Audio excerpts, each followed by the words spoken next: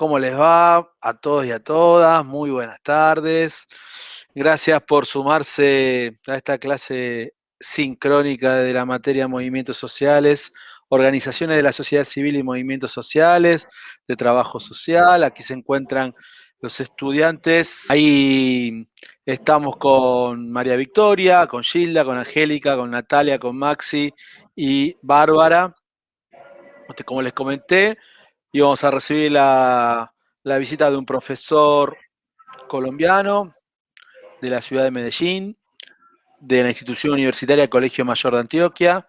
Es también docente en la Universidad de Antioquia, es director de Relaciones Internacionales en el Colegio Mayor de Antioquia, es un experto en temas de interculturalidad, aparte con el cual compartimos una amistad y venimos construyendo una relación entre la Universidad Nacional Arturo Jaureche y el Colegio Mayor de Antioquia, que ha permitido que estudiantes de ambas instituciones hayan cursado, que profesores se hayan visitado, autoridades, rectores, y bueno, el hecho de que hoy Robinson esté acá con nosotros tiene que ver un poco con la materia que nosotros cursamos, movimientos sociales, tiene que ver con lo que está pasando en Colombia en estos momentos.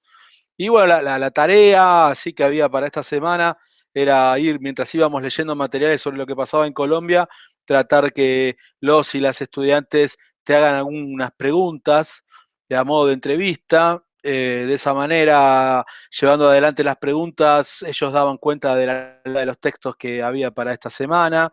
Han entregado prácticamente, si no me equivoco, casi todas sus respectivas preguntas, te las fui pasando, son muy diversas, pero por supuesto que te dejo empezar por donde vos prefieras, y cuando ellos quieran interrumpir, ellas quieran interrumpir, te pueden hacer alguna repregunta. Yo no sé si Por antes, supuesto. por una cuestión del tiempo y la conectividad, Robinson, si querés decir unas palabras, y luego los estudiantes, dos o tres así rapidito para arrancar con la actividad que nos convocan. Sí, gracias, profesor Mariano. Lo primero, pues, es agradecer la invitación y a ustedes también agradecerles su presencia. Espero que lo que conversemos hoy, en realidad, hablaba con el profesor Mariano que íbamos a hacer esto a manera de conversatorio más que nada, porque aunque él es muy generoso en describirme como experto en algunas cosas, pues en realidad yo dudo mucho de los expertos. Entonces vamos a conversar un poco, a contarles mi mirada de esta realidad colombiana, a que conozcan un poquito más de este país y quizá yo también voy a conocer más del de ustedes a través de lo que vayamos conversando. Y finalmente, como lo decía el profesor Mariano, lo que pretendemos es seguir tejiendo lazos en esta Latinoamérica que nunca debimos haberlos destejido, pero bueno, por circunstancias diferentes, históricamente conocidas, nos han dividido en un montón de parcelas y creo que es la hora que empecemos, sobre todo con ustedes, los estudiantes, las nuevas generaciones, a retejer esos lazos que nunca se debieron haber perdido. Muy bien, muy bien. No sé si quieren hacer algún comentario, alguna pregunta sobre lo que esperan de la clase, de las preguntas de la entrevista con Robinson. Adelante. O empezar ustedes con las preguntas, por dónde les gustaría que Robinson comience. Hay Bueno, si preguntas quieren yo desde el empiezo sujeto como pueblo con... colombiano. Dale, dale. Sí, gracias, profe. Que si quieren empiezo haciendo como unas generalidades de lo que ha venido sucediendo y una cronología para entrar un poco en el tema y romper un poco el hielo. Lo primero que les debo decir es que yo soy ciudadano de un país que se llama Colombia. Colombia precisamente toma el nombre del apellido de el supuesto descubridor de América. Y obviamente entiendo, sé que me entienden porque digo supuesto descubridor. Bueno, Colombia tiene aproximadamente 50 millones de habitantes, 4 o 5 millones más que Argentina posiblemente. Sin embargo, tenemos una superficie menor en extensión. Tenemos 1.143 millones de kilómetros cuadrados. Ustedes son Después de Brasil y México, ustedes son tal vez el tercer país más grande en superficie en América Latina. Y le sigue Perú y estamos nosotros tal vez en el quinto lugar. Tenemos un PIB, un Producto Interno Bruto, creo que ustedes lo llaman Producto Bruto Interno, de 323.000 millones de dólares. Una biodiversidad, como les decía en el video que les envié de saludo, una biodiversidad enorme. Colombia hace parte de las 12 regiones megadiversas del mundo, entonces eso nos pone en un lugar en donde tenemos todos los pisos térmicos, desde páramo hasta costa, y por supuesto en todos esos pisos térmicos podremos encontrar gran variedad de flora y gran variedad de fauna. Y les decía en el video, por ejemplo, uno de los datos simplemente sobre Colombia, que poseemos la naturaleza privilegiada de este país, como ha privilegiado a todos los de Latinoamérica. No es un asunto de regionalismo, porque lo que conozco de Latinoamérica me parece también hermoso, y entre ellos, esos países, está precisamente el de ustedes, Argentina, que es un país maravilloso. Yo conozco 2 o 3 ciudades nada más de Argentina, porque tienen un país muy grande para recorrerlo y se requiere tiempo. Tenemos el 50% de los páramos del mundo, tenemos la cordillera, la Sierra Nevada más cerca al mar que hay en el mundo, que es la Sierra Nevada de Santa Marta. Es una sierra que viene desde el mar y en su parte más alta pues alcanza a tener nieve. Entonces tenemos unos privilegios desde la naturaleza y el paisaje y los recursos enormes, el cuarto país en recursos hídricos en el mundo. Muchas cosas bonitas por contar y también muchas cosas por mejorar, como en toda esta Latinoamérica. Bueno, esas son unas generalidades de mi país, y como les decía también en el video, somos considerados la democracia más estable del continente, la más antigua.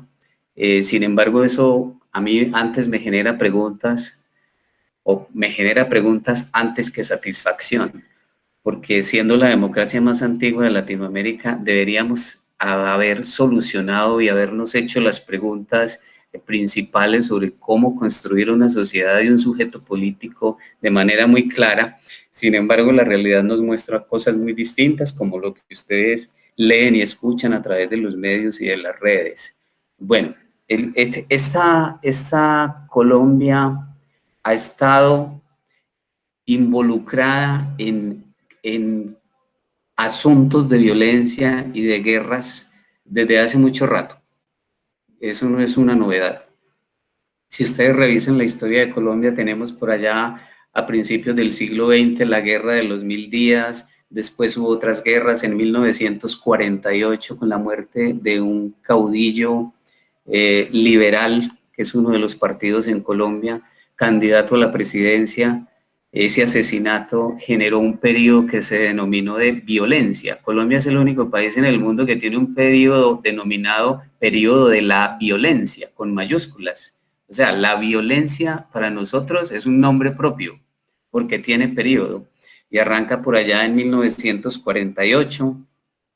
Luego, en el 64, empieza la primera insurgencia armada con las Fuerzas Armadas Revolucionarias de Colombia.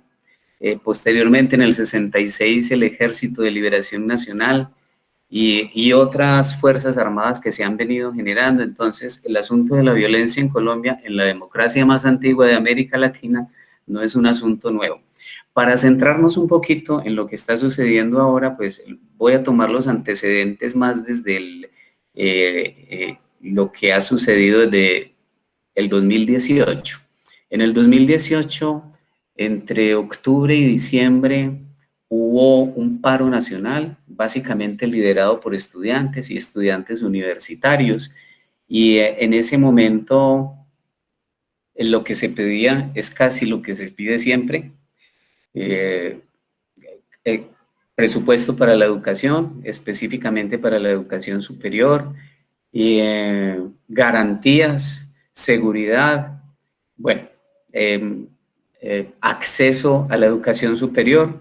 Para ustedes puede sonar extraño, pero para nosotros lastimosamente nos hemos acostumbrado, creo que ya nos vamos a desacostumbrar. Colombia es de los pocos países en Latinoamérica donde la educación pública es arancelada, donde hay que pagar la educación pública. Obviamente la educación siempre la pagará alguien, ¿cierto? Pero ustedes tienen la educación pública gratuita para quien se matricula. El arancel o el costo de la educación lo pagará el Estado, creo yo. En Colombia, la educación pública tiene arancel, tiene matrícula, costo de matrícula para quien se matricula. La diferencia con la educación privada es que quizá es un poco menos costoso pagar una universidad pública que una privada. Sin embargo, hay costo. Es una precisamente de las demandas que están haciendo ahorita los estudiantes, perdón, dentro de los puntos que reclaman la gratuidad en la educación superior pública. Luego de sentarse a conversar con el gobierno en ese momento, en ese paro que llegó hasta noviembre, hasta diciembre tal vez del 2018, pues se tuvieron unos acuerdos con el gobierno, acuerdos que no se fueron cumpliendo en la medida que los muchachos lo iban pidiendo, y entonces ya se creó una movilización el 21 de noviembre, ya no solo de los estudiantes, sino que salieron también los gremios a la calle, y allí en esta movilización se pedía, o más bien dentro de los puntos que motivó esta movilización estaban el no a la reforma pensional que en esos momentos estaba cocinando el gobierno. Se pedía también en ese momento, como otro de los puntos importantes, no a la reforma laboral que en esos momentos estaba pidiendo, porque era una reforma que sugería cosas como, por ejemplo, que los salarios mínimos para los jóvenes deberían bajarse al 75% del salario mínimo legal en Colombia, pues cosas absurdas. También se proponían salarios diferenciales por regiones, contratación por horas, que ustedes ya saben lo que eso implica para un sistema laboral, ¿cierto? El contratar por horas, porque se pierden muchas de las ventajas laborales que se han ganado con mucho esfuerzo desde los gremios, desde los sindicatos, por ejemplo. Y pedían también en ese momento la eliminación del salario mínimo en Colombia, que es bastante bajito el salario mínimo en Colombia. Ahorita les voy a contar cómo están esas cifras. Y creo que estamos muy parecidos a ustedes en ese sentido. Otro de los reclamos que se hacía para ese paro, estamos hablando, para que no nos perdamos en el tiempo, del paro del 21 de noviembre o la jornada de protesta de movilización del 21 de noviembre de 2019. Pasamos del 2018 al 2019. Era ir en contra de la privatización de las empresas del Estado. Ustedes saben lo que eso significa también, que el Estado privatice sus principales empresas y generalmente privatizan las empresas, digamos, más bollantes y dejarlas en manos de particulares cuyo propósito, no, en sus propósitos principales no está lo social, sino la renta, pues es un riesgo bastante importante. También estaba la exigencia de un salario mínimo que permitiera una vida digna. Ahora les dije que ya más tardecito les cuento cómo estamos en ese tema de salarios mínimos. Y por supuesto le exigían al gobierno que cumpliera los acuerdos de lo que se había acordado en el 2018, en esa primera jornada de protesta, y otros acuerdos con distintas agremiaciones, entre ellas las de los profesores. Y también siempre se ha pedido la defensa del derecho a la protesta social y se sigue pidiendo y se seguirá pidiendo. Para ese momento, el 21 de noviembre, en esa jornada del 21 de noviembre del 2019, ya se empezaron a presentar denuncias sobre el abuso policial y de la fuerza pública, el exceso de la fuerza, y no los presentó cualquier ente. Human Rights Watch fue el primero en hacer esa denuncia y lo siguió la ONU denunciando el exceso de la fuerza y el no respeto a los derechos humanos en Colombia a raíz de esas protestas que se venían realizando. Como dato, para llegar a lo que vamos a llegar ahorita, les cuento que dentro de esa reforma tributaria que fue, digamos, el detonante para este paro que arrancó el 28 de abril, una de las situaciones más difíciles fue esa reforma tributaria que, entre otras cosas, quería gravar con el IVA, el impuesto al valor agregado del 19%, básicamente todos los productos de la canasta familiar, incluidos los servicios públicos, o sea, el servicio de Internet, el servicio de telefonía, etcétera. Ese IVA se introdujo en Colombia por allá en el año 1963, fue la primera vez que se introdujo y ya vamos en el 19% del IVA. En eso nos tiene el IVA. Como otro dato también, les cuento que en los últimos 20 años se creó un impuesto, o más bien hace 20 años, que es el impuesto del 4 por mil. Es un impuesto que grava los movimientos financieros en Colombia. Es decir, si yo le voy a pasar de mi cuenta bancaria a otra cuenta bancaria una cantidad de X, sobre eso que yo voy a pasar, el Estado se queda con el 4 por mil. Cuando hace 20 años se propuso el 4 por mil, en el gobierno de Juan Manuel Santos se dijo que iba a ser algo transitorio. Ya llevamos los 20 años de ese impuesto y sigue la transitoriedad. En los últimos, o desde 1897 mejor, o sea, estamos hablando de más de un siglo largo, hemos tenido en Colombia 50 reformas tributarias. En los últimos 20 años se han presentado 12 reformas tributarias y en el actual mandato del presidente que tenemos en estos momentos, esta iba a ser la tercera reforma tributaria. O sea que estamos hablando de unos gobiernos en Colombia que lo primero que hacen al llegar al poder es crear reformas tributarias porque siempre encuentran unos déficits fiscales y la idea más creativa que se les ocurre es cubrir esos déficits fiscales con la grabación de más productos, de más servicios y casi siempre pagados por los menos favorecidos, la clase media y los estratos más pobres del país. Bueno, esa nueva reforma quería grabar, como les dije ahorita, casi todos los productos de la canasta básica familiar. Es decir, los huevos iban a tener IVA, el café iba a tener IVA. Imagínense, nosotros somos exportadores de café y nos iban a poner el 19% del IVA en la canasta familiar. En fin, y era una canasta familiar o más bien una reforma tributaria grabada con el IVA, básicamente para la clase media. Es decir, los más acaudalados en el país no iban a estar tan golpeados por esta reforma, pero sí la clase media y de ahí para abajo. En medio de eso que surgió con lo de la reforma tributaria, entonces estalla el 28 de abril la protesta inicialmente de los estudiantes universitarios, que a propósito están en estos momentos en paro indefinido, la mayoría de los estudiantes de las universidades públicas, no todas, pero la gran mayoría están en paro indefinido, incluidos los de mi universidad. Ese 28 de abril empiezan las protestas y lo que se pide en ese momento, lo que piden los estudiantes y la mayoría de los jóvenes, porque no solo eran estudiantes, sino jóvenes, querían que se retirara no solo la reforma tributaria, como les acabo de dar las 3 o 4 pinceladas, es bastante lesiva, esa ya fue retirada a raíz de estas presiones, sino también la reforma a la salud. Estaban cocinando también una reforma a la salud supremamente lesiva, como siempre, para la clase media y para los más pobres del país.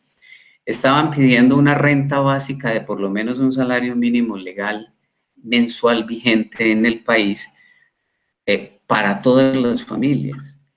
Tenemos en estos momentos en el país un índice de desempleo altísimo, al cual, hay que decirlo en honor a la verdad, ayudó bastante a aumentarlo, pues el tema de la pandemia, del COVID-19, pero que no solo es un asunto del COVID, porque ya veníamos con un desempleo casi de 2 dígitos y por supuesto con todo lo que sucedió, pues se incrementó.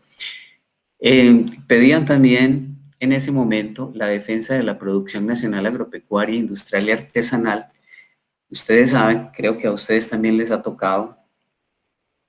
Nosotros, al tener todos los pisos térmicos, entonces podemos cultivar básicamente todos los productos. Sin embargo, un país que tradicionalmente, y no solo el país, sino por ejemplo América Latina en general, desde México, lo podemos decir, que ha basado o basó su economía prehispánica en el maíz, por ejemplo. Y nosotros hemos llegado hasta tener que importar maíz en Colombia. Hemos tenido que importar arroz. Yo creo que lo único que nos falta es importar café, porque ya en una época importamos plátanos, no bananos. Nosotros diferenciamos el plátano y el banano. Entonces, es increíble que eso suceda en un país que, como les decía ahorita, hace parte de las 12 regiones más megadiversas del mundo, donde hay todos los pisos térmicos y, por tanto, un gran potencial en agropecuario. Eh, Pedían también los muchachos en esos momentos subsidios a las pequeñas y medianas empresas, porque supongo que en su país sucedió igual. Han sido de las más aporreadas con el tema de la pandemia. Los subsidios que el Estado ha prometido, pues finalmente no se traducen en realidades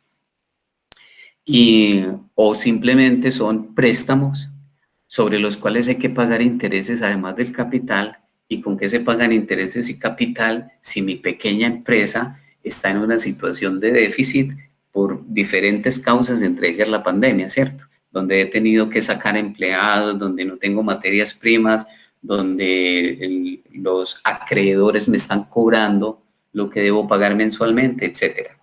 Bueno, pedían también los muchachos, o piden los muchachos, matrícula cero en la educación superior pública. Este punto ya el gobierno salió a decir, me imagino que ustedes conocen la noticia, que pues, se creaba la matrícula cero para la educación superior pública en las instituciones técnicas, tecnológicas y en las universidades. Vamos a ver si se va a cumplir eso, porque después se han escuchado rumores que la matrícula cero solo iba para un semestre, o sea, no era permanente. En fin, ahí se están las conversaciones.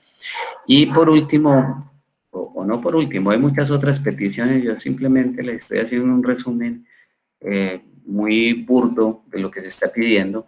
El tema de la discriminación sexual y étnica en el país es un asunto bien serio.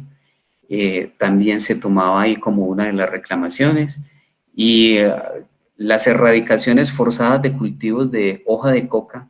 Ustedes saben que nosotros también somos de los grandes exportadores si no de hoja de coca, por lo menos de cocaína, y la están erradicando aspersando con aviones glifosato, lo que conlleva a que también esa aspersión reduzca la posibilidad para que los campesinos puedan cultivar otro tipo de productos de pan coger y para la canasta familiar.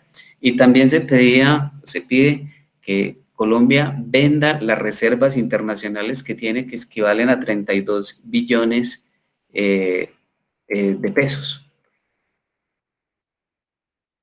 Esto les va dando una idea de el Colombia, o la Colombia mejor, que estamos viviendo en estos momentos, pero que trae todo un lastre histórico y toda una carga de desigualdad y de inequidad.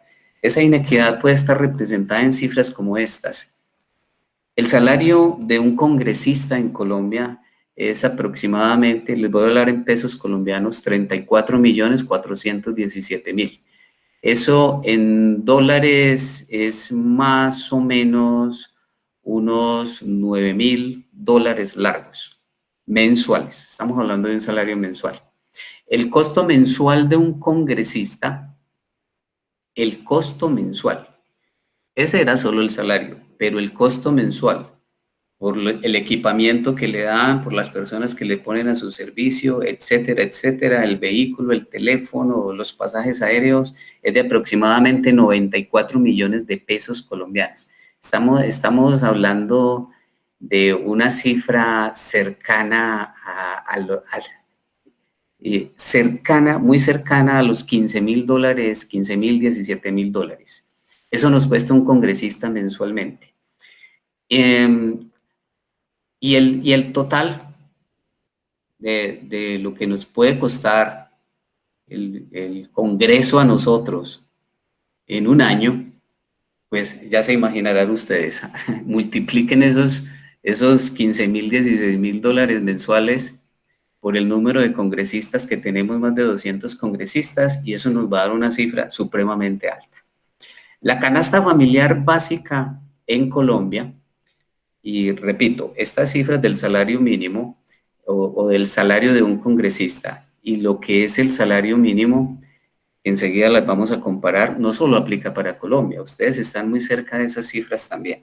El salario mínimo en Colombia es de más o menos 908.000 pesos, que eso equivale a unos 243 dólares mensuales. 243 dólares mensuales de un obrero contrastados con 9.000, más de 9.000 dólares exactamente o aproximadamente 9.218 dólares mensuales que devenga un congresista. Bueno, entonces ya eso empieza a establecer unos niveles de inequidad bastante extraños porque, como decía un humorista colombiano, Jaime Garzón, del cual ustedes quizá tengan alguna referencia, un gobierno es como un mayordomo que uno contrata para que administre una gran finca que es un país. No sé si ustedes les dicen fincas también en Argentina. En Uruguay le dicen una chacra. Sí, sí, entendemos la expresión. Utilizamos Perfecto. otras, pero entendemos la expresión. Entonces uno contrata al mayordomo para que le administre esa finca, para que le cuide las gallinas, para que las gallinas pongan más huevos, para que la vaca engorde más, para que la vaca dé más leche, para que el cerdo dé más carne. Y resulta que se roban los huevos, la gallina se enferma, las vacas se enflaquecen y los cerdos no aparecen, y el mayordomo se gana 9.200 dólares mensuales y el dueño de la finca se gana 243 dólares mensuales. Entonces, estamos hablando de un asunto bastante serio, ¿cierto?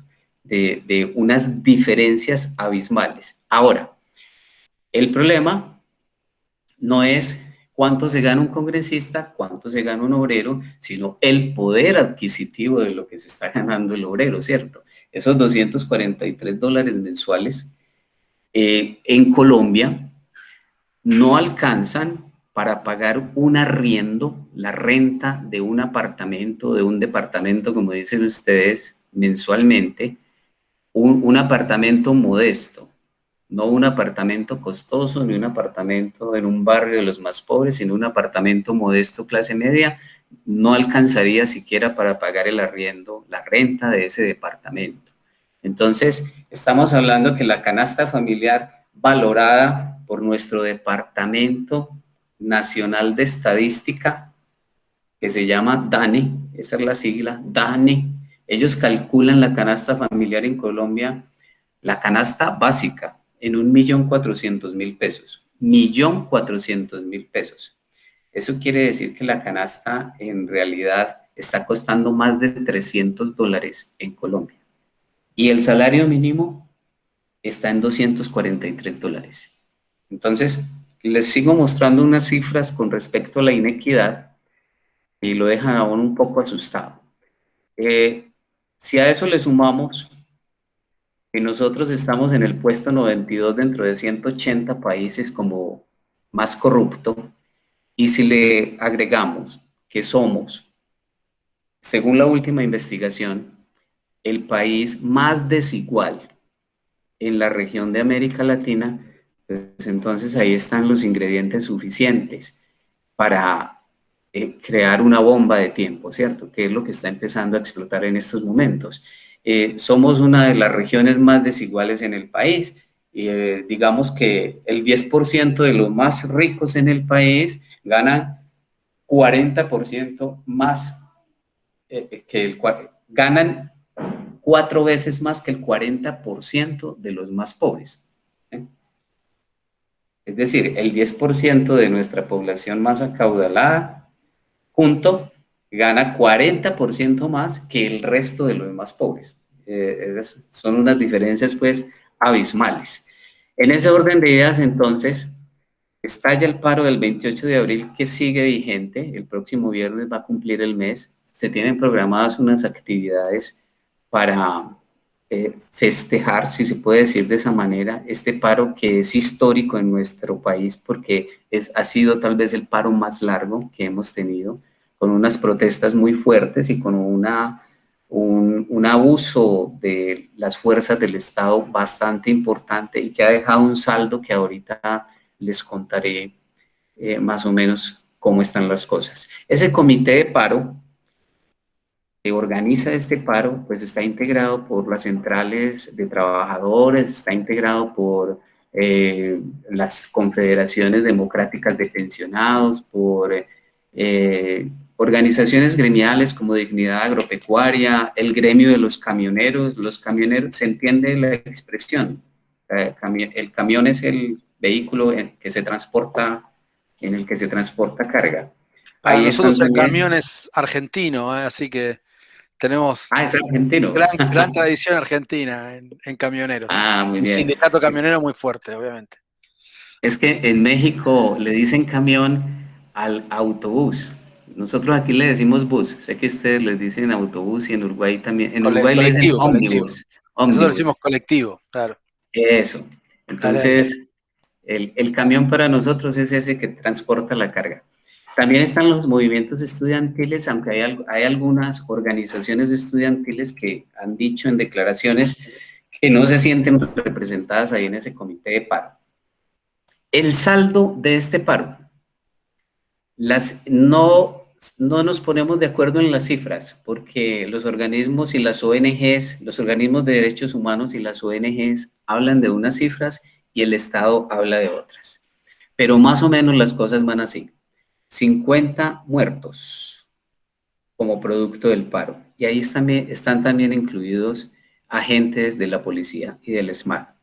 1.600 detenidos, 1.430 desaparecidos, 1.600 heridos, 1.430 detenidos, 524 desaparecidos, de los cuales el Estado dice que solo están confirmados como desaparecidos ciento y algo, pero todavía otros organismos como Temblores, que es una ONG, así se llama, habla de 524 desaparecidos. Y algo muy triste también, 21 casos de abuso sexual a mujeres. Ese es más o menos el saldo trágico de este paro. Como, como resultado de la presión y de lo que se viene viviendo en las diferentes localidades, nuestra división política en Colombia es por departamentos, ¿sí?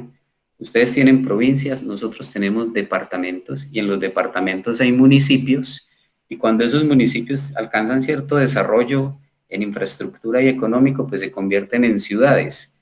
Yo estoy en el departamento de Antioquia, uno de cuyos municipios tiene 125 municipios, uno de cuyos municipios es Medellín, la ciudad de Medellín, que además es la capital del departamento. Yo estoy en la ciudad de Medellín, mi universidad queda en la ciudad de Medellín, en el departamento de Antioquia. Ese, como producto de toda esa presión, entonces el comité de paro ha logrado sentarse con el gobierno a unos acuerdos, todavía no a una negociación, sino a unos acuerdos y han logrado un preacuerdo, así lo han denominado, o un pliego de emergencia, lo llaman otros.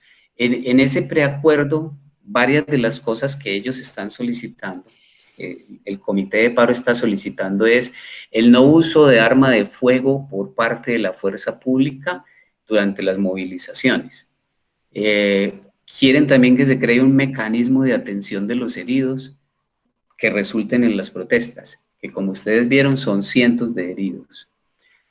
Que no haya presencia del ejército durante las marchas, porque ha sido una de las innovaciones que este gobierno ha hecho durante estas protestas, y es que de alguna manera ha tratado de legitimar con la ciudadanía a través de su propaganda oficialista que se requiere que el ejército esté en las marchas para detener a los vándalos, ese es el discurso oficial, para detener a los vándalos y asegurar la tranquilidad de la ciudadanía.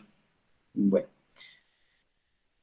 Otra de las cosas que piden también es que el gobierno no decrete la conmoción interior, que ya sabemos que la conmoción interior son unos estados de excepción que los contempla nuestra Constitución. Hay como tres estados de excepción. Uno de ellos es cuando hay guerra externa, otro es cuando hay guerra interna o cuando hay un tercero, cuando hay una situación de alteración del orden público que haga necesario el decreto o decretar la conmoción interior. ¿Y qué es la conmoción interior? Supongo que ustedes lo saben, pero está bien que lo repasemos. Es un estado de excepción que le permite al presidente, como jefe máximo de las fuerzas del Estado, generar decretos de emergencia sin que hagan el trámite por donde siempre lo deben hacer, que es el Congreso. Recuerden que en estas democracias tenemos tres poderes: ejecutivo, legislativo y judicial. Tenemos el ejecutivo, que es donde está el presidente con su equipo de trabajo, donde se gobierna. Tenemos el legislativo, que es donde está el Congreso en general, con el Senado y la Cámara, donde se hacen, se revisan y se aprueban o desaprueban las leyes. Y tenemos el judicial, pues que son aquellos que juzgan aplicando esas leyes aprobadas. Entonces, el estado de excepción en una conmoción interior permite que el presidente no haga el tránsito de los acuerdos de ley a través del Congreso, sino que él mismo los puede emitir, lo cual es supremamente peligroso, como ustedes ya se podrán estar imaginando, porque entonces queda un presidente con unos superpoderes para ejercer la ley un poco amañada, porque ya no va a tener el trámite del Congreso, aunque el Congreso, aún en los estados de excepción, puede también vetar decretos del presidente. Pero es una situación muy peligrosa para un país que aunque se supone la democracia más estable de América Latina, pues con el recorrido muy rápido que les he hecho, pueden constatar que hemos tenido siempre en palabras periodísticas, tensa calma al interior de este país. También piden, o se acordó en ese preacuerdo, que todavía no es una negociación, que haya un protocolo de prevención frente a la violencia sexual hacia las mujeres en medio de la protesta, porque no tiene justificación en ningún caso una, una, un abuso sexual, pero muchísimo menos lo tendría en medio de una protesta, y más o menos aún por parte de las fuerzas del Estado que se suponen, en nuestro caso, son las encargadas de defender vida, honra y bienes de los colombianos. En el preacuerdo también aparece la creación de una comisión que le haga seguimiento al fallo de la Corte de Justicia para la protesta pacífica. La Corte Suprema de Justicia ya lo ha dicho: la protesta pacífica es un derecho y no se puede arremeter con el abuso de la fuerza del Estado. Sin embargo, eso se lo han saltado y no sé, tal vez a ustedes les habrá llegado los videos y las evidencias en donde a mí me han llegado videos, por ejemplo, de amigos en donde la misma policía está quemando su motocicleta para luego decir que la motocicleta fue quemada por alguien en la protesta. O la misma policía vestida de civil, hay videos que lo evidencian, sale con palos y piedras digamos, a exacerbar los ánimos y luego se retiran y ya los ánimos exacerbados pues terminan de hacer el resto. También se ha pedido que se haga un reconocimiento de derechos para los defensores de derechos humanos indígenas y otros sectores. Creo que no es ajeno para sus oídos que llevamos un saldo trágico de asesinatos de líderes sociales en Colombia. Creo que estamos por encima de los 200 líderes asesinados en Colombia, líderes sociales, quiero decir. Entonces, en medio de todo esto, pues hay un comité de paro intentando llegar a una negociación, se ha logrado un preacuerdo con el gobierno, aún no se sientan a hacer la negociación, este es el simple preacuerdo, creo que mañana se vuelven a reunir para ver cuál va a ser la ruta de la negociación real. Y en medio de todo esto, además, el designado por el gobierno para esta negociación, el alto comisionado para la paz, renunció el día de ayer. Él dice que ya había enviado su renuncia desde hacía mucho tiempo, pero ayer se hizo efectiva. Entonces, uno no sabe cómo interpretar eso. Si es que, como decía algún analista, uno no sabe si el gobierno pensó que le alcanzaba a este señor antes de su renuncia para un acuerdo con el comité de paro o que definitivamente poco le interesa al comité de paro. Ya hay un reemplazo para este señor, pero obviamente eso va a crear trastornos, Claro. porque no es lo mismo alguien que venga de afuera, alguien que ya estaba adentro pulsando la situación y con toda la información y el contexto. Bueno, no hay que desconocer tampoco, y como esto no es un análisis partidista, sino un análisis más académico, que obviamente en esas protestas sociales aprovechan muchos sectores para pescar en río revuelto. Creo que el refrán también existe en Argentina, pescar en río revuelto. Entonces, claro, posiblemente se infiltran fuerzas de extrema izquierda, posiblemente se infiltra delincuencia común, posiblemente se infiltran fuerzas de extrema derecha y como se ha visto por lo menos en los videos que a mí me han llegado, las mismas fuerzas del Estado también a veces se disfrazan y terminan incendiando el ambiente. Pero lo que sí es claro es que la idea que el gobierno nuestro le vende al mundo sobre lo que está sucediendo acá está en estos términos, que hay unos partidos de oposición al gobierno que no quieren dejarlo gobernar, que prometieron no dejarlo gobernar y que estarían en la calle haciendo protestas permanentemente durante ese periodo de gobierno y que lo están cumpliendo. Que Colombia es un país con unas cifras económicas muy buenas comparadas con América Latina, que el crecimiento económico va muy bien, que tenemos uno de los mejores sistemas de salud en Latinoamérica y que incluso estamos pidiendo turno para ser parte de la OCDE. Entonces, yo tengo el video donde el presidente, además en inglés, en un inglés muy bien hablado, dicho sea de paso, le dice al mundo qué es lo que está pasando en Colombia en esos términos.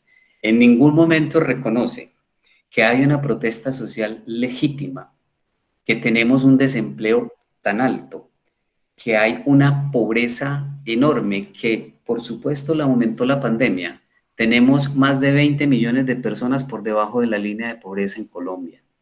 O sea, está casi la mitad de la población por debajo de la línea de pobreza, que por supuesto lo aumentó la pandemia, pero que no es la única causa de que esto esté sucediendo. Que no reconoce que hay un déficit en la educación, particularmente en la educación superior, y que se destinan unos recursos enormes para el presupuesto militar, por ejemplo, o para otros rubros del presupuesto, pero que lo que es la cultura y la educación están bastante descuidados.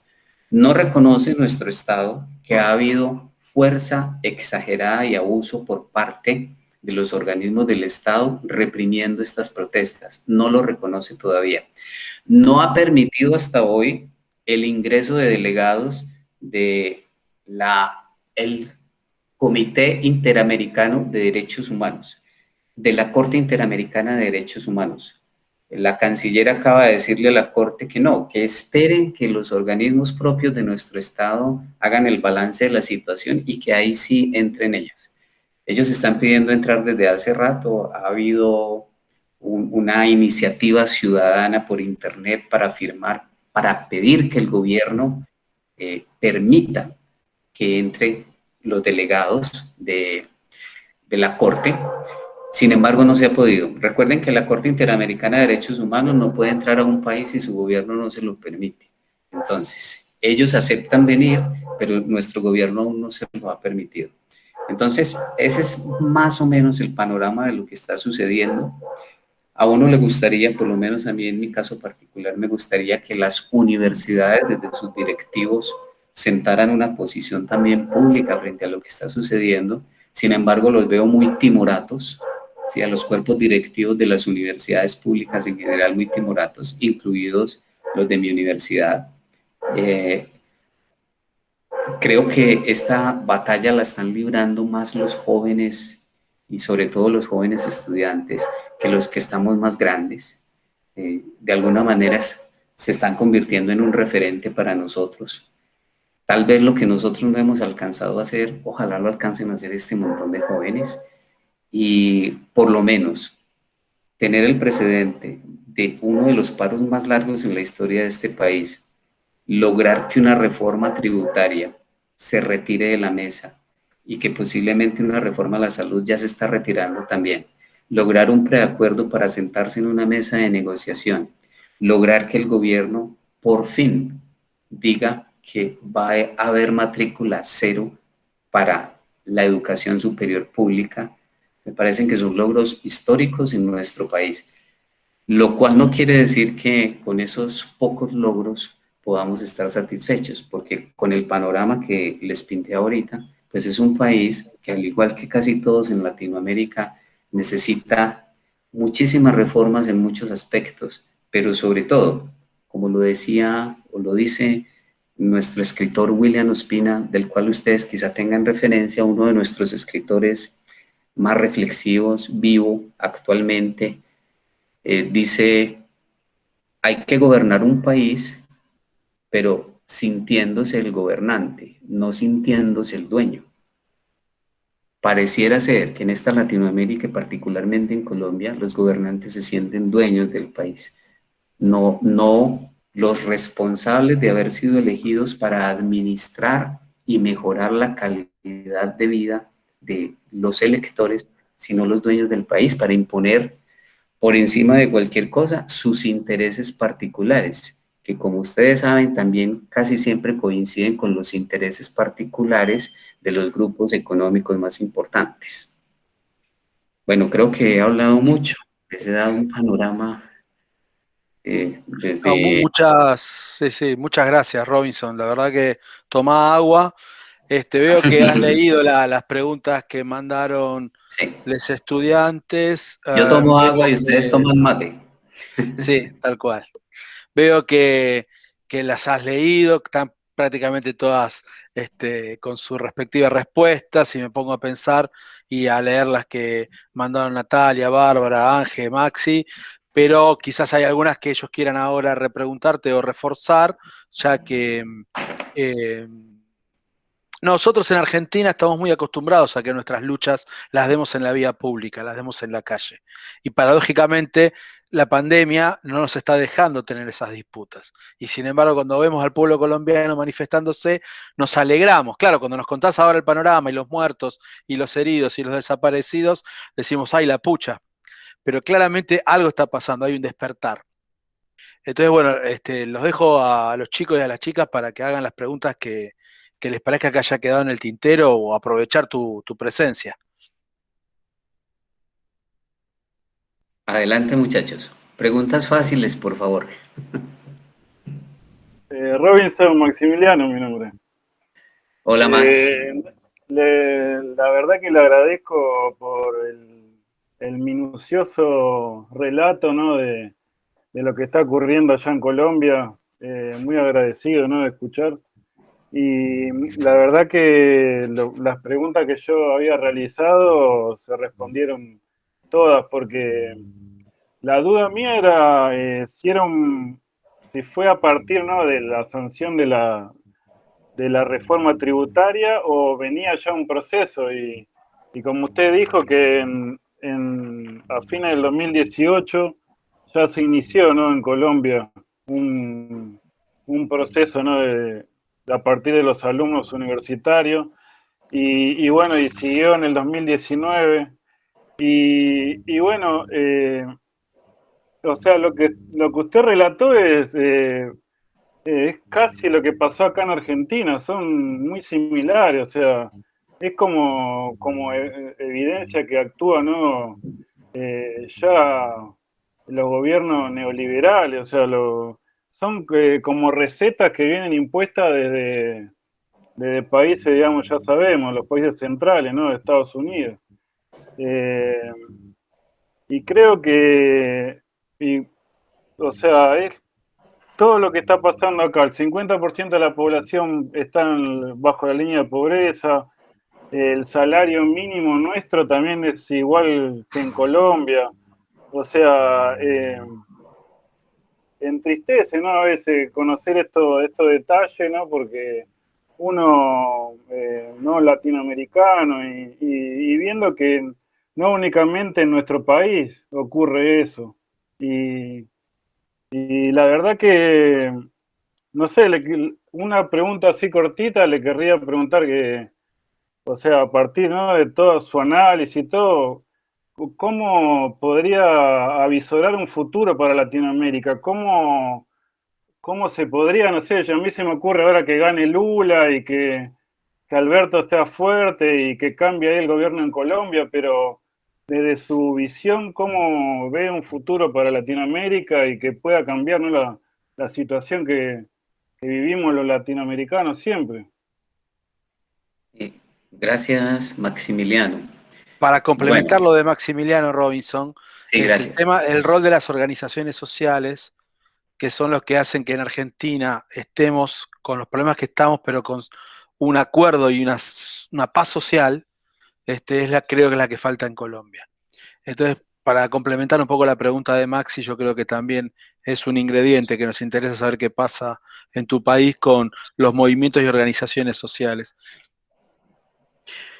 Sí, la izquierda en Colombia, la izquierda política, también ha cometido el error de dejarse dividir. Y entonces aparecen los egos y los afanes de poder y un poco empiezan a reproducir los estereotipos que tanto se critican de la derecha, ¿cierto? Creo que estos son momentos para que los movimientos de izquierda, por el contrario, se unan. Y de alguna manera, en ese comité de paro, así algunos no se sientan representados, pues es la primera vez que tenemos eh, camioneros, profesores, estudiantes, obreros, sentados conversando, por lo menos conversando con el gobierno y exigiéndole al gobierno y obviamente con esa presión de lo que significa que la gente esté en las calles, que la gente esté haciendo bloqueos en las vías, que la gente esté al tanto de lo que está pasando. Ese es un primer elemento, que las organizaciones de izquierda tienen que repensarse en términos de que si se dejan dividir por reproducir los estereotipos y los vicios de las clases políticas ancestrales, pues la cosa va a ser muy difícil. Pero es un momento de cohesionarse y creo que en Colombia, mal que bien, algo se está mostrando de eso. Pero lo mismo debería suceder en América Latina. Y por supuesto hay un ingrediente que ha ayudado mucho en estos momentos y es que la información ya no es un monopolio, no es un monopolio, ni de la oficialidad ni de los dueños de los medios.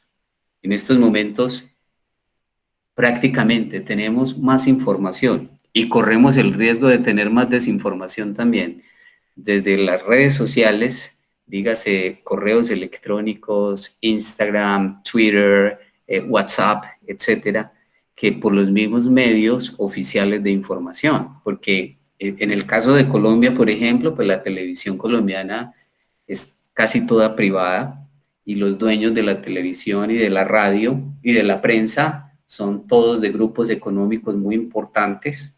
Entonces es muy difícil que un noticiero de estos, de un canal de estos, con esas características, pues pueda hacer análisis serios y pueda en realidad mostrar luces y dar aportes. Entonces ese es el segundo elemento. El primero, repito, que los gremios de la izquierda busquen razones para juntarse y no para dividirse. O como lo decía Pablo Milanés, Es más lo que nos acerca que lo que nos separa. Entonces, busquemos las razones en eso que nos acerca. Lo segundo es aprovechar los medios de información no oficiales que permiten que casi que en tiempo real, si le damos el crédito a que el sonido y la imagen no viajan instantáneamente, pero casi que en tiempo real, podemos estar viendo, como ustedes ya lo vivieron, una marcha desde Medellín con la profesora Eliana. Podemos estar viendo los abusos policiales, por ejemplo. Podemos estar viendo los maltratos, y eso antes no se podía hacer. Ni siquiera uno creía que existía, ¿cierto? Porque los medios oficiales de información no lo decían, uno no tenía las evidencias, solo quedaban los rumores, entonces a uno le parecía increíble que eso sucediera. Pero hoy se ve, como les digo, tengo videos donde la policía quema sus motocicletas para luego inculpar a los que protestan. Pero además editan el video, ¿cierto? En el video oficial se muestra cuando la policía llega a apagar la motocicleta que supuestamente incendiaron los vándalos. Pero en los videos que manda la gente tomados desde las ventanas de sus casas, etcétera, escondidas, se muestra cómo la policía primero quema la motocicleta y luego viene con el extintor y a partir de allí empieza a hacer el video. Ese es un segundo elemento. El tercer elemento es que efectivamente algo está sucediendo en el mundo y no solo en Latinoamérica, yo diría que en el mundo. Y está sucediendo porque tal vez esta pandemia aceleró un poco el despertar en muchos sentidos y como lo decía un analista aquí en Colombia, quizá ya la gente está yendo a sus trabajos pero haciéndose otras preguntas. Quizá está yendo a las universidades pero haciéndose otras preguntas. Se suben al colectivo pero haciéndose otras preguntas. Porque ya hay un nivel de información y esta pandemia nos ha demostrado que efectivamente tenemos unos países que venían en unos niveles de desarrollo, digamos que inflados por los medios de información oficial, pero que la realidad es muy distinta a lo que nos mostraba esa oficialidad. Entonces, ese es un tercer elemento. Algo está sucediendo y no solo en Latinoamérica. Y quizá con la llegada de Lula al poder, quizá con la de Alberto Fernández en Argentina, un poco lo que pudiera suceder en Colombia en las próximas elecciones que tenemos en el 2022, elecciones presidenciales, y hay un candidato de la izquierda que en las encuestas pues le está yendo muy bien. Quizá con todo eso que pudiera suceder en Colombia, pues las cosas se van a ver diferentes, además porque hemos tenido unos matices también muy particulares. Por primera vez en la historia, en la alcaldía de Bogotá, que es la ciudad capital de Colombia, se elige a una mujer homosexual y además de izquierda. Entonces, esos son precedentes muy interesantes que dicen cosas de lo que está sucediendo en el país. Eso habría sido impensable hace unos 30, 40 años, porque somos un país muy tradicionalista en muchos aspectos. Pero hoy hay cosas que están cambiando y por supuesto la pandemia aceleró unas y evidenció otras. Y creo que le queda muy difícil a estos estados seguir manteniendo esos diagnósticos de los países en el papel que muestran unos países muy distintos a los que la población y los académicos y la gente en general vemos en la realidad. Ahí estaba revisando un poco las preguntas. Yo veía que Natalia te había preguntado sobre si había un sujeto pueblo despertándose, sobre el tema del estado de conmoción interior, sobre los anuncios de reforma tributaria, sobre el desmantelamiento del escuadrón móvil antidisturbios, temas que vos tocaste, pero si Natalia quiere repreguntar o piensa que no están evacuadas esas preguntas, los puede hacer ahora, porque ella también le agregó una quinta pregunta sobre hasta las campañas de vacunación, ¿no? Cómo eso también pudo haber sido un detonante en estas manifestaciones. No sé si tenés algo para contarnos sobre eso, o mejor dicho, que Nati sea la que ahora si se desmutea y comparte algún intercambio ahí con el invitado, ya que por lo menos le escribió bastante. Hola. Hola, No, Natalia. sí, todas mis preguntas, ¿se escuchan? ¿Se escucha Sí, bien? sí, perfectamente. No, todas mis preguntas, las primeras fueron respondidas así en orden prácticamente, y sí, en lo que había estado leyendo, aparte de la información que nos mandó el profe, decía que el retraso en las campañas de vacunación también movilizó a la gente reclamando porque entre la pobreza, la reforma creo que también abarcaba algo de salud, me parece, por lo Son que dos leí. reformas, Natalia, Y, discúlpame. Una reforma tributaria y otra de la ¿cómo? salud. Son dos reformas, una Sí, sí, tributaria sí, y otra de la salud. sí.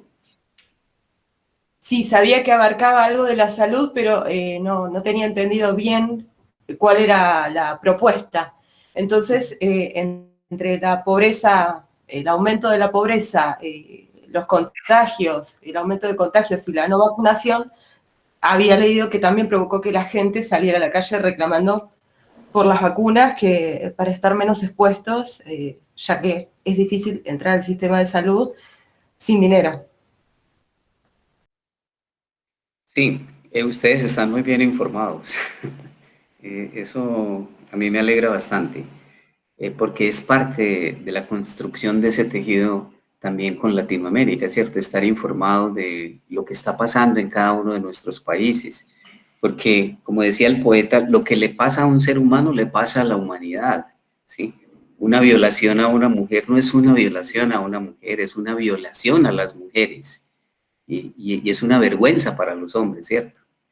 Entonces, efectivamente, lo de las vacunas y lo de la pandemia, repito, que se atravesó la pandemia cuando empezó el movimiento por allá el 18, a finales del 2019, es esto que está ocurriendo ahora posiblemente habría ocurrido en ese momento, pero la pandemia lo frenó, porque al igual que a ustedes, pues el Estado de una manera muy inteligente, intentando controlar la pandemia, controló cualquier brote de inconformismo, a todos nos encerraron en cuarentena, etcétera, y eso desarticuló lo que ya se veía venir, que efectivamente aún todavía con el tema del COVID, la gente se atrevió a salir a la calle en estos momentos. Entonces, sí, la pandemia lo aceleró y la inequidad se ve en todo, Natalia, efectivamente. No solo en las pocas cifras que yo les di a ustedes, en el mismo tema de las vacunas. Y si lo queremos tomar a nivel planetario es igual, ¿cierto? Los que primero pudieron usufructuar las vacunas fueron los países que son donde están los centros de poder del mundo. Y de ahí lo que empezó a sobrar, quizá lo empezaron a vender a los demás países, ¿cierto? Entre ellos Latinoamérica. Pero además de eso que estábamos comprando, creo yo, sin ser economista, los laboratorios farmacéuticos hicieron el negocio, no del siglo, yo creo que del milenio, porque un producto que no habían hecho ya lo tenían vendido, lo vendieron al precio que quisieron, no se hacen responsables de los efectos colaterales y está por escrito que no se hacen responsables y además lo entregan cuando quieren. Ese es el negocio del milenio. Pues sería maravilloso tener un laboratorio que hiciera vacunas en estos momentos. Entonces, lo de las vacunas también se vio como un asunto de inequidad. En Colombia se perdieron vacunas, aparecieron vacunados personas que no hacían parte de la primera línea, ¿sí? De los priorizados inicialmente. Y yo no tengo la evidencia, pero también se habló de personas a las que les dijeron haberlas vacunado, pero era con placebos, no era con la vacuna real. Y podemos seguir mencionando cosas, ¿cierto? Entonces, y está también aquellos que tienen el poder adquisitivo para viajar a los países, a los centros de poder donde se vacunan de manera gratuita y regresan al país, ¿cierto? Esa práctica sé que la están haciendo en toda esta Latinoamérica quienes tienen la posibilidad. Y yo no lo estoy juzgando, lo que lo estoy es evidenciando para hacer ver que hasta en eso se ve la inequidad, sobre todo en estos países nuestros. En estos momentos nosotros tenemos un porcentaje de vacunación muy bajito, por debajo de la expectativa. Para llegar a la población de rebaño nos demoraremos bastante y la cosa sigue compleja en esos términos, en términos de vacunación. No sé si respondí a tu pregunta o te dejé más preguntas, Natalia. No, la sensación de, acá pasa lo mismo, no llegamos ni a un 5% de vacunados de la población, ya entrando a la peor etapa del invierno, y es muy difícil que podamos vislumbrar este año como más positivo que el anterior, porque estas nuevas cepas de contagio más rápido hace que la transmisión comunitaria también se acelere y complica mucho. También tenemos un sistema de salud gratuito, pero saturado, desbordado. Entonces sí, esa práctica del que puede viaja y se vacuna también es algo que vemos normalmente acá. Pasamos de tener un programa de espectáculos con gente toda vacunada y uno esperando el mail con el aviso del turno. Y sí, muy... Tal cual. Sí, nosotros pasamos, discúlpame, profe Mariano. La Copa América, Mariano, digo, el fútbol también, que van a vacunar a los jugadores. ¿Sí? Iba a agregar este dato, que Colombia exportaba vacunas. Hace unos 20 años nosotros teníamos los laboratorios para las vacunas y exportábamos vacunas al mundo. Hoy no tenemos laboratorios para hacer vacunas y las tenemos que comprar. Y se me olvidó un ingrediente muy importante del negocio de las vacunas en el mundo. Y es que ya salieron a decir algunos presidentes de laboratorios que parece ser que hay que vacunarse periódicamente. O sea, que no basta 1 o 2 dosis, sino que el negocio continúa, como en las películas, continuará. O en las series de Netflix, que no nos escuche Netflix. Bueno, gracias. Ahí, bueno, Bárbara, pobre que se le corta y ella vuelve e intenta, así que mil gracias, Bárbara, que estás ahí. Parece que con frío. Te queremos agradecer también porque se te vio la conexión y volvías. Ella hizo una linda reflexión con una carta que leyó, que la estremeció sobre el pueblo colombiano. Muchas de las preguntas sobre el rol del Estado, sobre si se viene un cambio verdadero, sobre el modelo educativo, las fuiste contestando en cierta manera. Pero bueno, ella también nos pregunta acerca de cómo es el trabajo social en Colombia. Ten en cuenta que estamos ante futuros y futuras graduados, licenciados en trabajo social, y la idea es que esta materia les aporte ingredientes para laburar con los sectores populares de los cuales ya formamos parte nosotros, pero conociendo experiencias de cómo el sujeto pueblo se organiza para independizarse, para construir poder popular, para lograr soberanía. Así que, Bárbara, no sé si le querés hacer alguna pregunta a Robinson en particular, pero yo a partir de tu escrito apunté a que nos cuente un poco sobre el trabajo social, si bien no es experto en el tema Robinson, pero bueno, es profe universitario y conoce mucho del sistema. Hola, no sé si se me escucha o si se me ve.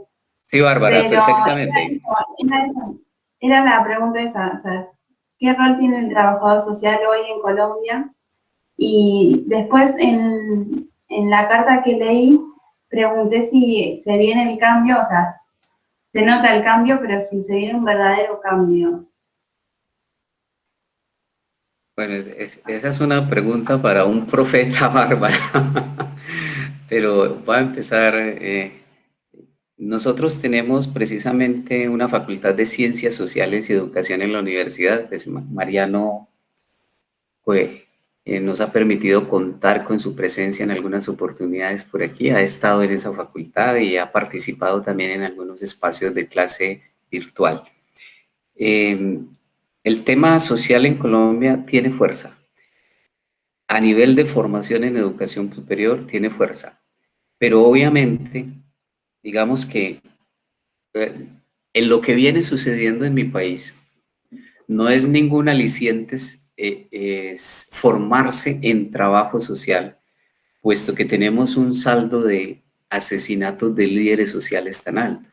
Y generalmente esos líderes sociales pues no necesariamente son egresados de las facultades de sociales de las universidades, pero sí algo han tenido que ver con ellas. Es decir, el trabajo social en Colombia podríamos decir mirándolo desde ese punto de vista, que es un trabajo social estigmatizado. Sin embargo, uno logra ver, y los indígenas nos lo han mostrado, ustedes han escuchado la minga indígena, por ejemplo, los indígenas nos lo demuestran, que con su organización, mucho mejor que la nuestra, la organización de los indígenas, han hecho mover las estructuras del gobierno. Los indígenas, con su manera de organizarse y su manera de marchar, han hecho cosas como estas, por ejemplo.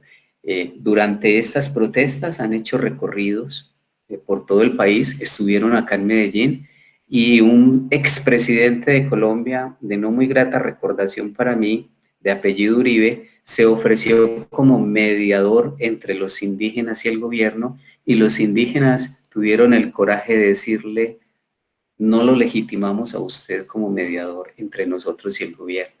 Entonces a mí me parece que eso demuestra que aunque la situación para quien haga trabajo social en Colombia es difícil desde el punto de vista del liderazgo, de todas maneras hay una fortaleza, hay una fuerza, hay una pasión por transformar este país, que yo, que ya llevo como 200 años viviendo en este país, es la primera vez que me toca ver un movimiento tan fuerte, con las desorganizaciones que pueda presentar, con los excesos que se han presentado, con los errores políticos que hemos visto, con las divisiones que también se han creado. Pero es la primera vez que veo un movimiento tan fuerte, un movimiento tan valeroso, si se quiere, tan avesado, que aún con el ejército en la calle es capaz de salir a las calles a marchar. Eso dice mucho de la gente que está en las calles, y dice mucho también de lo que están haciendo las facultades de sociales en las universidades. Y en ese orden de ideas, creo yo que si alguien va a salir fortalecido en estos momentos, es precisamente el gremio de lo social, de las áreas sociales en general. Me parece que van a salir muy fortalecidas, porque venían siendo apabulladas de una manera, estigmatizadas de una manera, diría yo, cruel.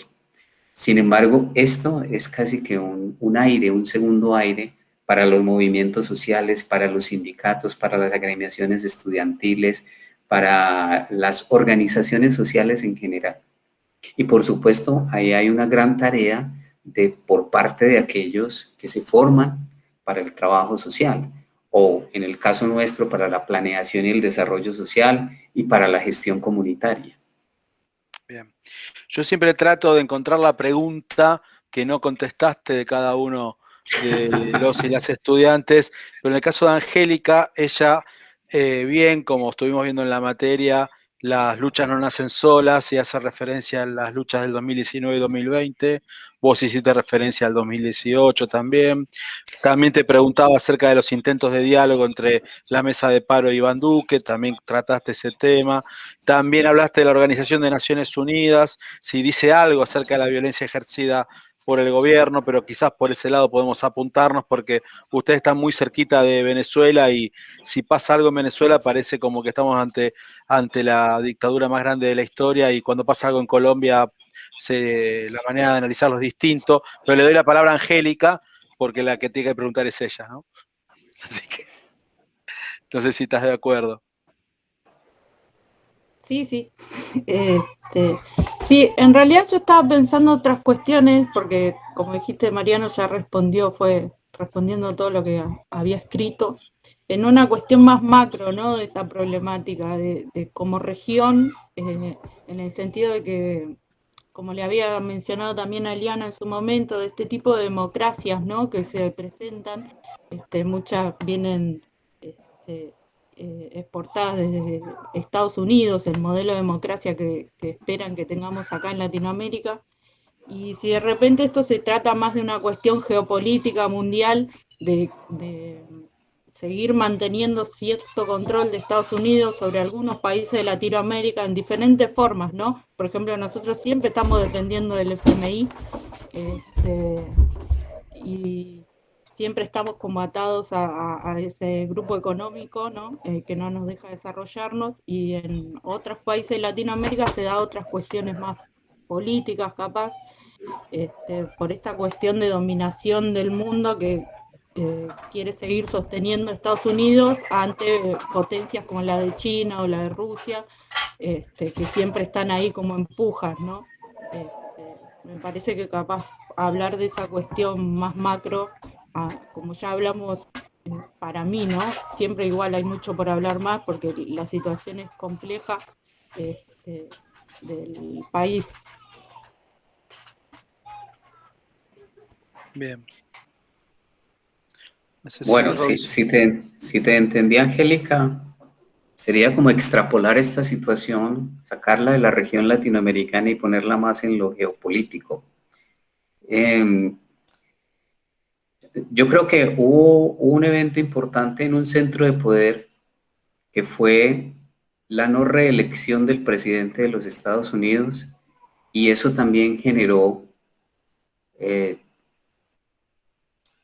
por lo menos en el campo académico en los Estados Unidos, no sé si ustedes tienen contactos allí con el campo académico, mis colegas con los que yo puedo conversar allí, digamos que se dieron a un despertar, no en los términos en que lo tomamos como despertar en Latinoamérica, pero sí el hecho de que un país le haya dicho no a un segundo mandato de un presidente tan déspota como ese, que años atrás, 4 años atrás lo había venerado, pues también es un giro importante, es un giro importante. No quiero decir con esto que Estados Unidos tiene ahorita un norte muy claro y con una mirada muy distinta a lo que siempre ha sido, que es el centro de poder y desde donde se toman muchas de las decisiones de lo que sucede en el mundo. Pero creo que eso ya implica una relación diferente con el mundo. Se lo digo en estos términos. El gobierno actual de este país era un aliado del gobierno anterior de los Estados Unidos. Incluso ayudaron a hacer su campaña y las cosas no les salió, o no les salieron. Eso los dejó muy mal parados, porque entonces ahora tienen un presidente en los Estados Unidos que sabe que le hicieron campaña al gobierno anterior y que querían reelección. Incluso el embajador nuestro en Estados Unidos, que también es un tipo con pocas neuronas, pues tuvo por ahí sus resbalones, porque alcanzó a hacer reuniones para generar campañas de apoyo a Donald Trump en su reelección. Bueno, afortunadamente las cosas no le salieron, pero eso sí quiere decir que obviamente en ese centro de poder hay alguien que está mirando con unos ojos diferentes a los del despotismo hacia estos países. Y el mismo hecho de que la Corte Interamericana de Derechos Humanos esté diciendo queremos estar allá, que en el mismo Congreso de los Estados Unidos se diga que Colombia debe dejar entrar a la Corte Interamericana de Derechos Humanos, eso es muy importante para nosotros. Yo sé que en el panorama general no serán cambios tan estructurales, pero es importante que en el seno del Congreso de uno de los países más poderosos del mundo se esté diciendo que hay abuso y exceso en la fuerza pública en Colombia, en la represión de las marchas. Eso para nosotros es importante y debería ser importante para el mundo también, porque el mensaje tal vez es igual. Repito, yo sé que este mismo gobierno de los Estados Unidos, el actual gobierno de los Estados Unidos, pues también es el que acolita la guerra entre Israel y Palestina. O sea, no soy ciego a eso, pero quiero decir que en términos generales sí es un poco diferente a lo que nos habría sucedido si hubiera tenido el señor Donald Trump un segundo gobierno. Yo no sería tan optimista con lo geopolítico y no hablaría tanto de un despertar general. Yo creo que esto va como por turnos. Un poco empezó en Chile ahora vamos en Colombia. Ustedes han tenido varios de estos momentos también en su historia. En Venezuela tal vez un poco se dio cuando estaba en la presidencia Hugo Chávez. En Brasil se dio obviamente cuando estuvo Lula.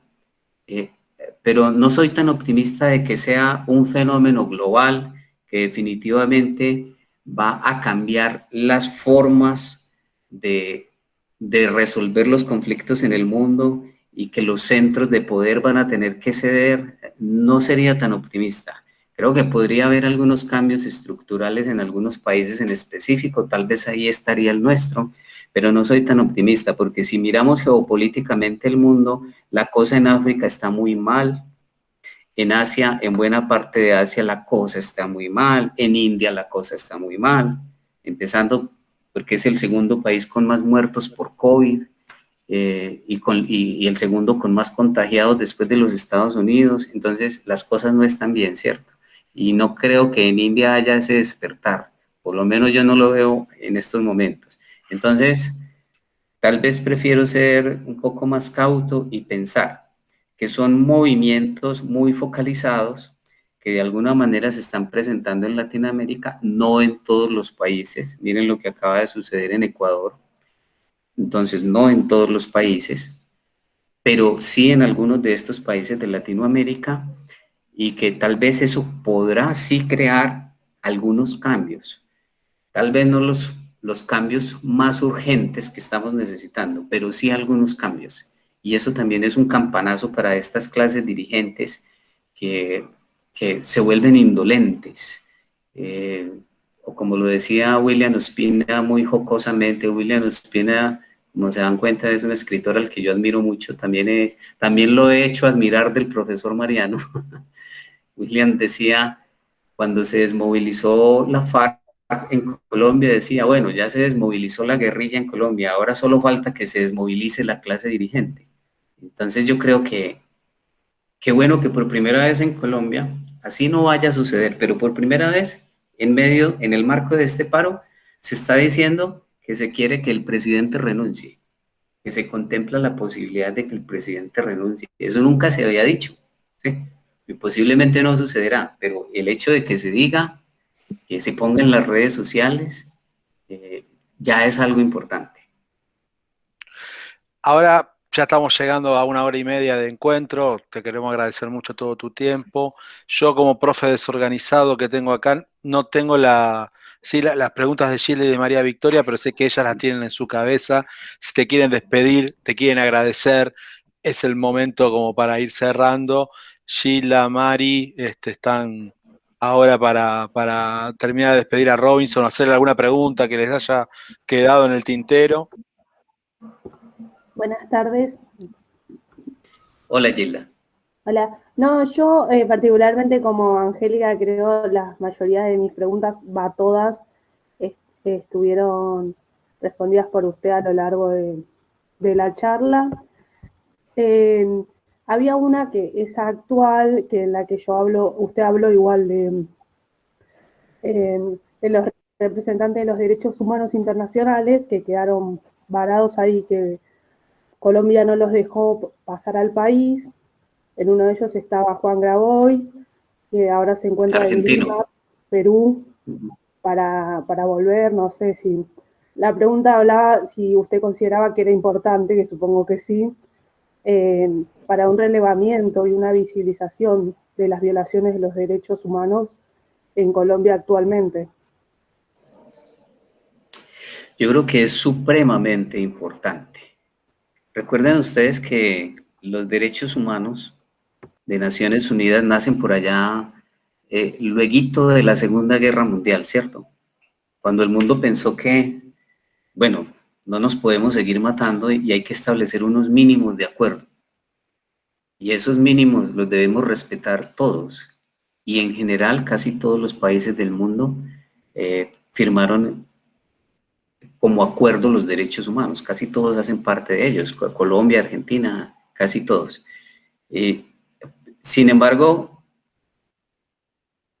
nacen para ponernos de acuerdo en los mínimos o los acuerdos mínimos para que no nos siguiéramos matando, pero nos seguimos matando, ¿cierto?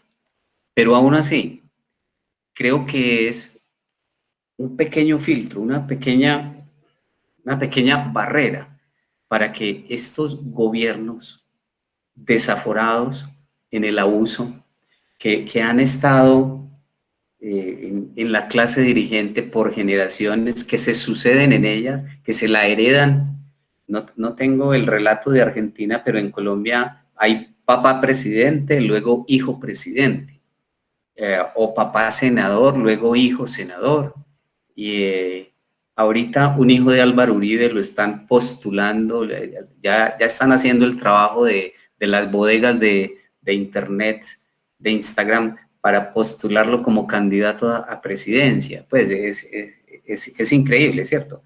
Entonces, creo que esos organismos, aún con presencia de delegados de los centros de poder, que quizá puedan tener unos intereses sesgados, aún así, o sea, no siendo inocentes frente a eso, se convierten en cierto modo en un filtro para que estos gobiernos no sigan abusando de la manera como lo vienen haciendo.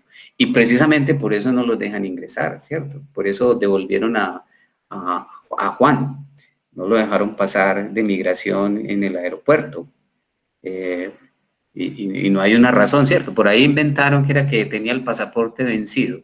A lo mejor lo tenía vencido, que le quedan a uno las dudas que sea precisamente un delegado de derechos humanos el que tenga el pasaporte vencido y no pueda ingresar al país.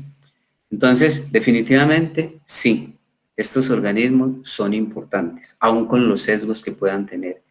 Y son tan importantes que los gobiernos les temen, como el nuestro, que no los han dejado ingresar al país.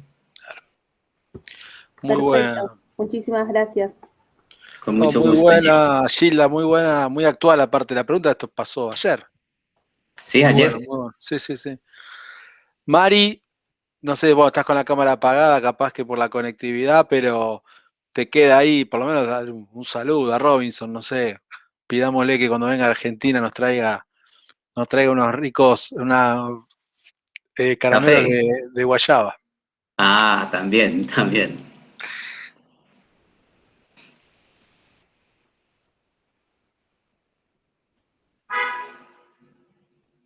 Ahí no la logramos escuchar a Mari, pobre. No, no se le escucha a No, María es que Victoria. Si quieres, escribes en el chat, María sí, Victoria. María Victoria. es buena opción esa. Mientras María escribe en el chat, yo te agradezco, Robinson, un montón todo tu tiempo, en nombre mío, de la materia, de la carrera, de los y las estudiantes. Te digo que es muy gratificante en este contexto de virtualidad, de aislamiento, tener una clase diferente con un invitado, que te hayas tomado el trabajo. También viste que ellos han leído los materiales sobre Colombia, están interiorizados y que nos enriquece y nos nutre saber que formamos parte de una patria grande y que nuestra realidad no termina en los contornos artificiales y políticos de nuestro país, sino de toda nuestra región latinoamericana en principio, ¿no? Y por qué no todo el planeta, que es nuestra casa común. Pero gracias, te agradezco. Si ahí está lo que Mari está escribiendo en el chat, porque yo ahora no logro. Así. Creo que no he escrito todavía. No, pero no la podemos escuchar. Uh-huh. Y algo nos intenta decir, pobre, pero bueno, tranqui, si no por el grupo de WhatsApp, Mari. Ajá, y tú lo Sí, traduces. sí, como que no.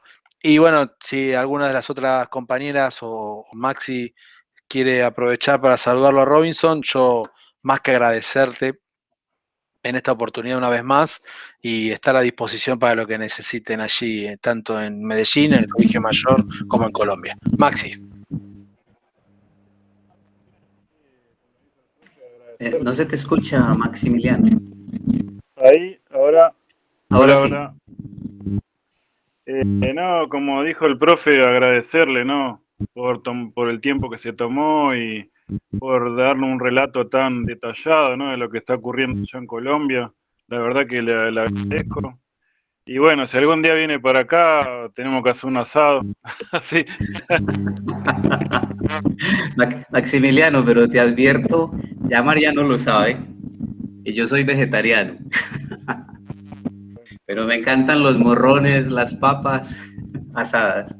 Sí, es verdad, es verdad. Tener un amigo vegetariano es todo un desafío para mí, porque yo siempre lo invito a comer asado, pero bueno, no importa. Pero muchas gracias, Maximiliano. Me gustaría mucho que en algún momento ustedes están terminando cuatrimestre, ¿cierto? No, nos queda un mes y medio todavía. Bueno, El si de pronto mis peronismo y los choripanes van de la mano, así. No. Sí, el peronismo y si de pronto choripán. mis estudiantes levantan el paro, pues si los estudiantes levantan el paro y mis estudiantes regresan a clase, sería muy interesante poder hacer un encuentro conjunto. Estoy hablando particularmente de un curso que doy que se llama Internacionalización e Interculturalidad, en donde también tocamos estos temas. Pero sería muy interesante, precisamente para seguir creando esos lazos y esos nexos, pues tener estudiantes de diferentes nacionalidades y de diferentes miradas juntos. Mis clases son al mediodía de Colombia, o sea, a las 14 horas de Argentina en estos momentos. No sé qué tan fácil sería la logística, pero sería interesante, Mariano, y de una vez te estoy comprometiendo Sí, de sí, que desde estuvieras ya. en una de las clases cuando los estudiantes regresen, porque es muy importante hacer estos intercambios. Mariano, que fue mi par en internacionalización e interculturalidad en la oficina del Arturo Jaureche, sabe lo importante que es no el mero asunto frívolo de viajar a un país y tomar unas asignaturas o un curso o hacer un seminario, sino la importancia y la trascendencia que tiene para un ser humano en su amplitud del espectro del mundo, de la interculturalidad, lo que representa ir al encuentro con lo otro y con el otro, más que el asunto meramente académico, porque como lo hemos conversado, profe Mariano, pues lo académico básicamente es lo mismo en todas partes, ¿cierto? El conocimiento va más o menos a la par. Quizá algunos países tendrán unos laboratorios más sofisticados con unas máquinas de última tecnología, etcétera, pero en el fondo la ecuación cuadrática la resuelven de la misma manera, ¿cierto? Entonces, más que el asunto meramente académico, es la posibilidad de encontrarse con ese otro, de entender a ese otro, que es precisamente lo que nos ha separado, ¿cierto? Pues la hispanidad hizo su trabajo trazando líneas en esta Latinoamérica, pero nosotros le hemos ayudado muchísimo, porque no solo nos creímos las líneas, sino que nos hemos separado y nos hemos distanciado. Y lo que debemos pretender fundamentalmente desde estas universidades, sobre todo desde las universidades públicas, es retomar esos lazos. Y una manera de hacerlo, pues, es a través de la virtualidad. Obviamente eso no reemplazará la presencialidad y ese asado con morrones también tendrá que llegar a darse, pero qué bueno que por lo menos este es un camino que en estos momentos nos permite conocernos un poquito, intercambiar ideas, sentir sentir lo que el otro está diciendo realmente, ¿sí? Que no son solo las palabras salidas del discurso académico, sino que es un asunto de convencimiento, que cuando les digo qué bueno que ustedes se encuentren con mis estudiantes, no es simplemente para que ustedes tengan nuevos amigos o mis estudiantes tengan nuevos amigos, sino para que ahí se genere una sinergia, pero una sinergia que tiene un gran propósito, es volver a tejer a Latinoamérica. Bueno, con estas palabras, Robin, creo que podemos ir terminando. Ahí Mari, las preguntas que hacía tenía que ver justamente con cómo impactaba en el mundo universitario, en la comunidad universitaria, todo lo que estaba pasando. Yo creo que vos lo has puesto como protagonista, una vez más, al sector estudiantil universitario, con lo cual demuestra que el rol que tenemos los universitarios en las sociedades es mucho más que ir a cursar una o dos veces por semana, sino tratar de cambiar y mejorar nuestras sociedades, ¿no? Como derecho y como obligación. Así que yo, la verdad, agradecido a un amigo que le quité 1 hora y media, pero muy agradecido con mis estudiantes que se tomaron la actividad con mucha seriedad. Y bueno, agradecerles, estoy muy contento. Yo ahora voy a parar la grabación, los despedimos al compañero Robinson y nos quedamos un ratito en línea nada más para planificar nuestras próximas actividades. Robin, estamos muy agradecidos. Muchísimas gracias. Gracias por el espacio, gracias por la presencia, por el interés, gracias por el encuentro. Un abrazo Muchas grande desde Medellín. Gracias, Robin. Bueno.